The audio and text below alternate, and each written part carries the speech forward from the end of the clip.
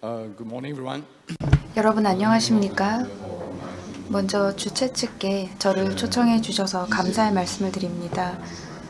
저희 회사 분야의 탈탄소화 과제에 대해서 말씀드리게 되었습니다.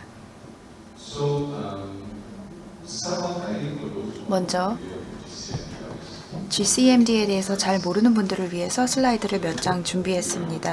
저희 조직에 대한 소개를 하겠습니다. 저희가 회사 분야를 어떻게 바라보고 있는지, 그리고 저희가 진행하고 있는 탈탄소화 프로젝트에 대해서 말씀드리고, 저희가 어떻게 이 회사 분야와 해양산업에 도움을 드리고자 하는지 말씀드리겠습니다. 저희는 해양산업이 온실가스 배출을 줄일 수 있도록 지원을 해드리고 있는데요. 우리가 탈탄소화를 해야 한다. 그러면 어떻게 해야 하는가? 그런 질문이 있을 것입니다. 몇 가지 방법이 있는데요. 먼저 해양산업의 온실가스 배출을 줄이기 위한 표준을 개발해야 합니다. 이 컨피규레이션이 너무 많이 존재하다 보면은 어려운 점이 있을 수 있기 때문에 선박 간에, 그리고 선박과 항만 간에 여러 가지 솔루션이 필요하고요. 또 저희 센터에서는 표준을 개발하고 솔루션을 배치하고 여러 가지 프로젝트에 대한 자금 조달 작업도 하고 있습니다. 그래서 구체적으로 진행하고 있는 여러 프로젝트가 있는데요. 보통 프로젝트를 하려면 여러 이해관계자들이 참여를 하고 또 많은 예산이 필요합니다. 우리가 혼자서 이러한 문제를 해결할 수 없고 단일 솔루션만 가지고 문제를 해결할 수 없기 때문에 협업을 해야 합니다. 그래서 저희 센터에서는 여러 회사 산업의 당사자들 간의 협업을 촉진하고 있습니다. 저희는 여러 시범 프로젝트 그리고 시험 프로젝트를 통해서 부가가치를 창출하고 있습니다.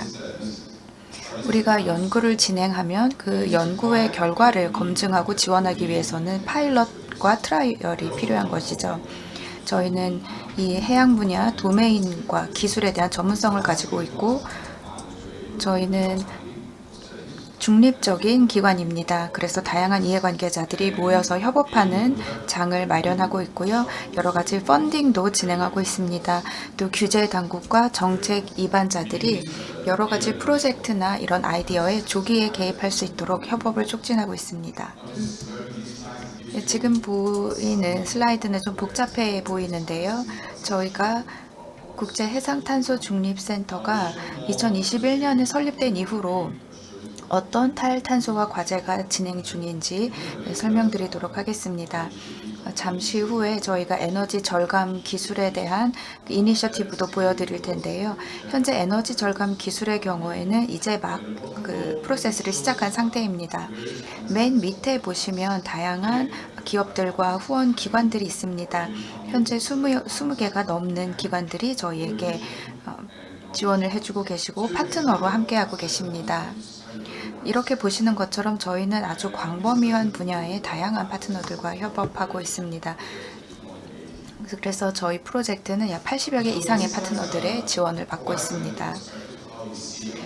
그러면 저희가 멀티 연료를 사용하게 될 미래로 전환을 해야 하는데요. 이 부분에 대한 저희 관점을 설명드리도록 하겠습니다. 앞서 연사께서도 말씀하셨습니다만 저희가 미래의 연료 시나리오에 대해서 여러 가지 고민을 했습니다. 이제 새로운 시대가 도달을 할 텐데요.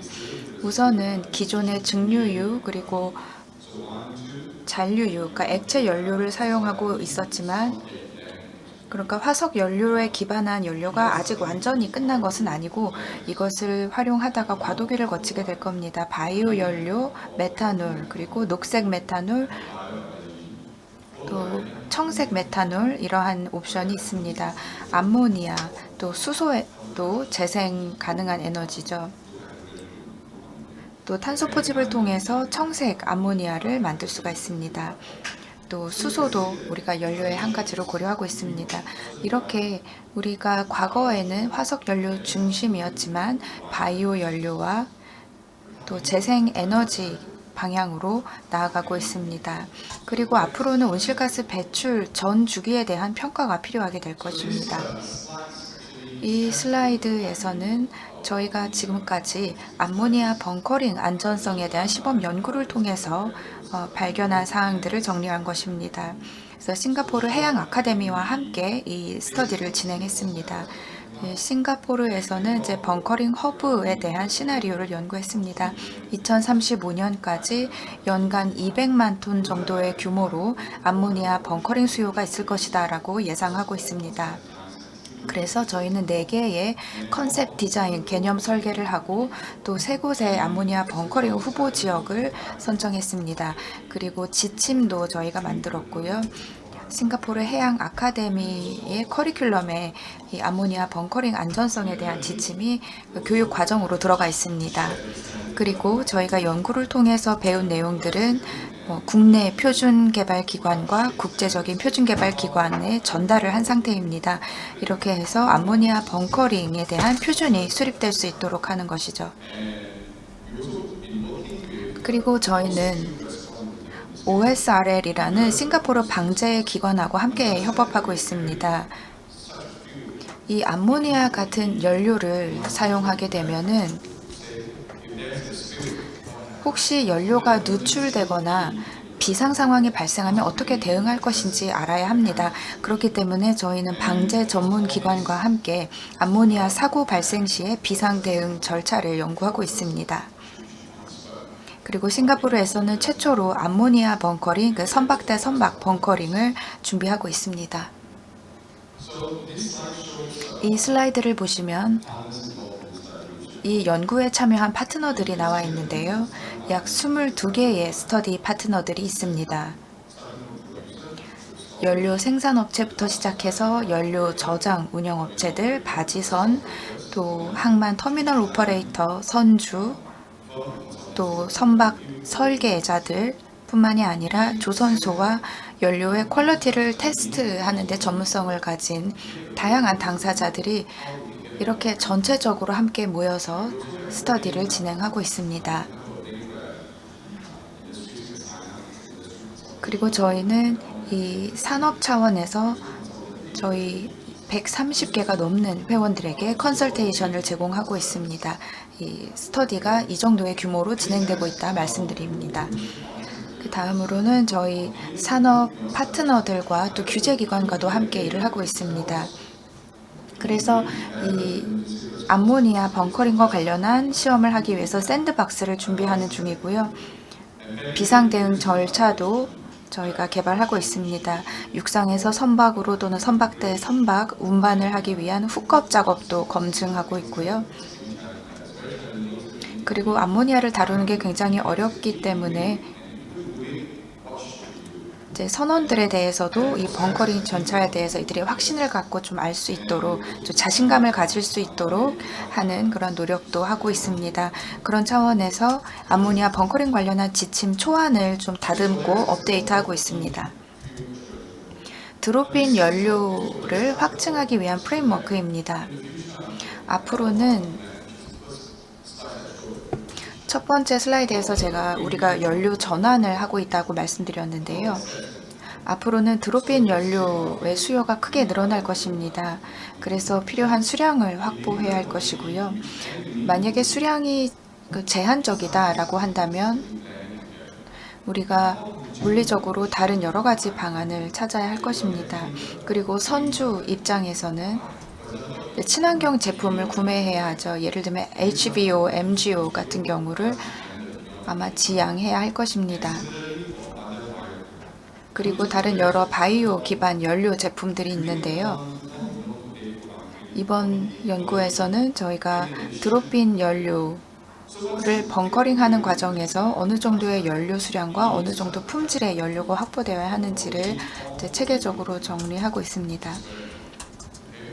굉장히 중요한 개념이라고 할 수 있죠.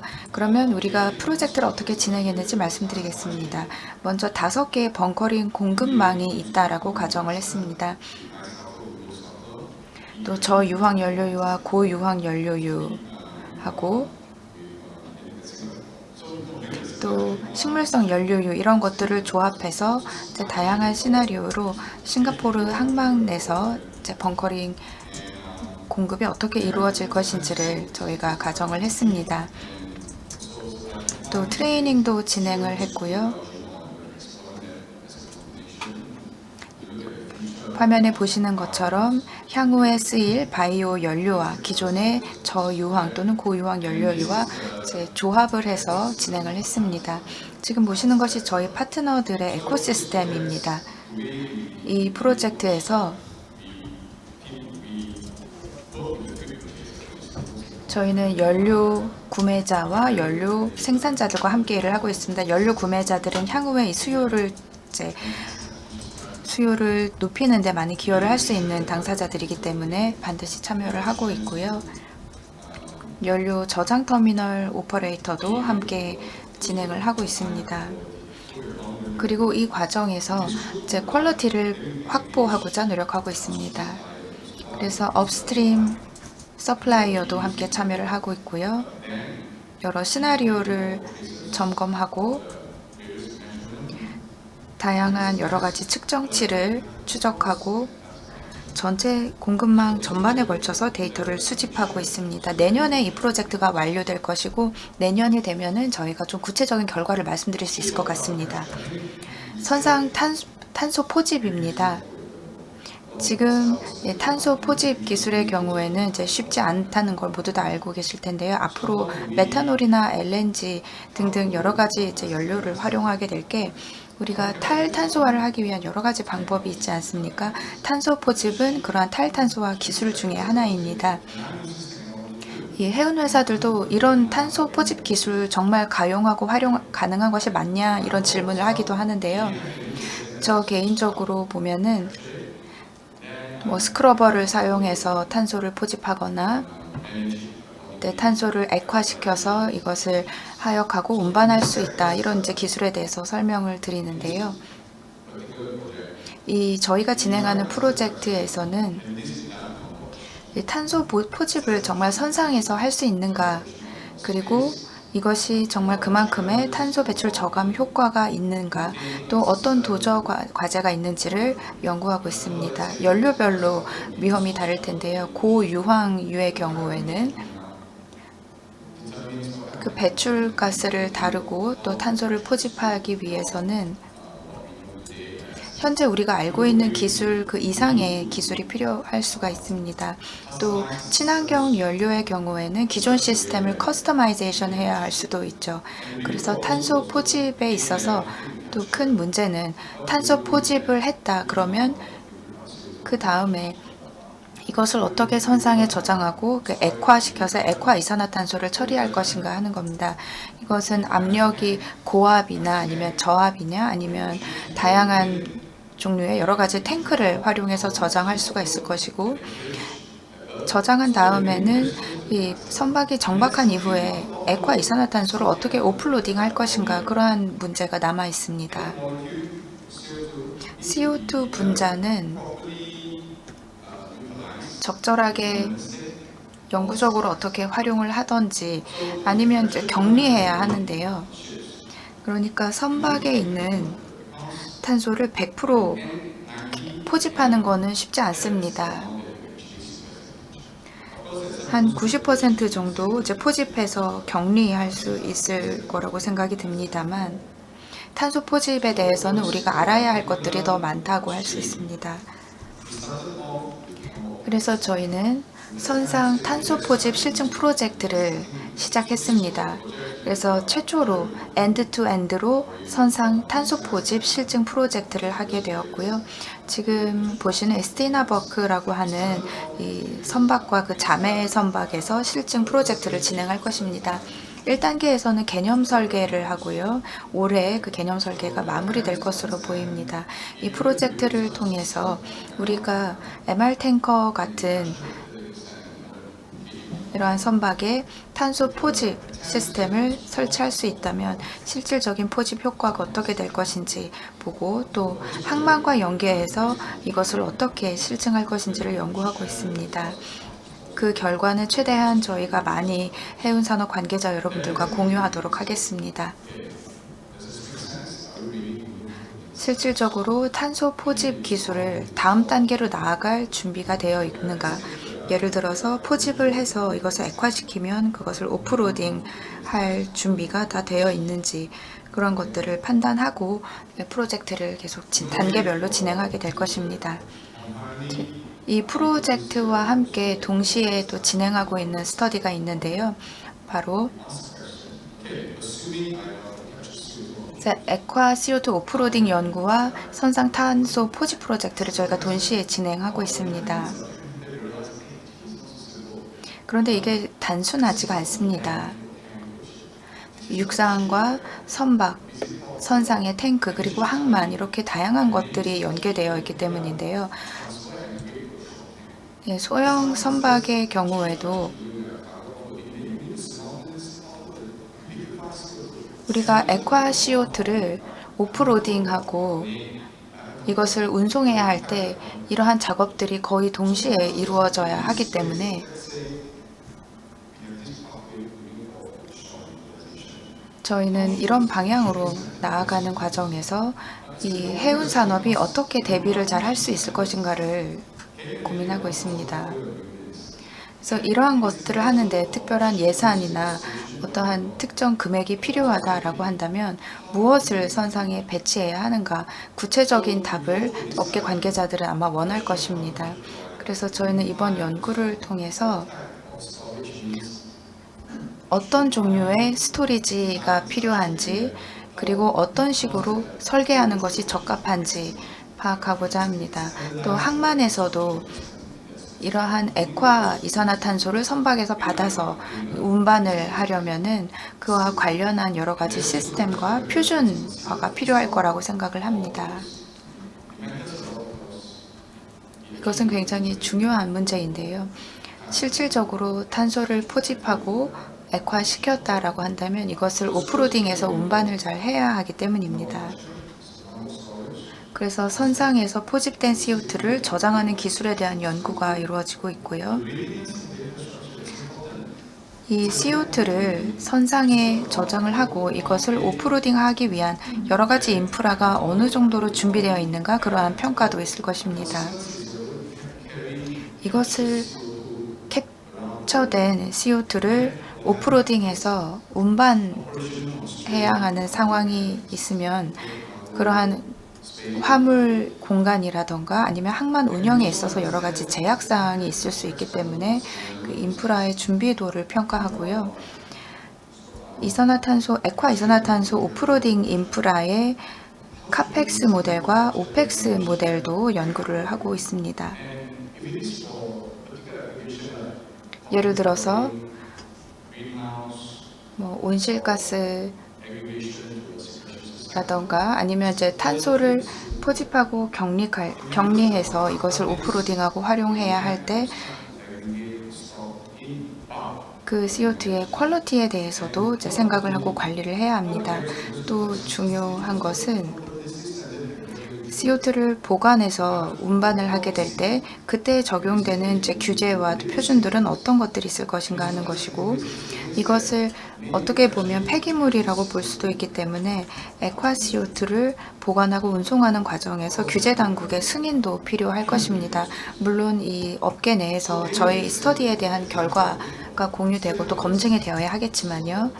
여기 보시는 이제 여러 기관들이 저희 이 선상 탄소 포집 시스템으로부터 액화 CO2를 하역하고 운반하는 것과 관련된 연구에 참여하고 있는 기관들입니다. 선박 설계자들, 선주, 다양한 당사자들이 함께하고 있습니다.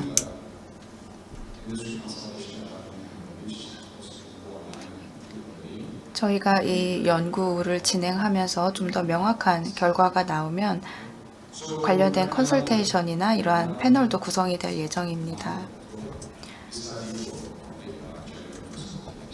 내년 1월에 이 스터디가 좀 완료되지 않을까 생각을 하고 내년 2, 4분기 되면은 여러분과 결과를 공유할 수 있을 것 같습니다. 이제 마지막 슬라이드입니다. 경청해 주셔서 감사드립니다.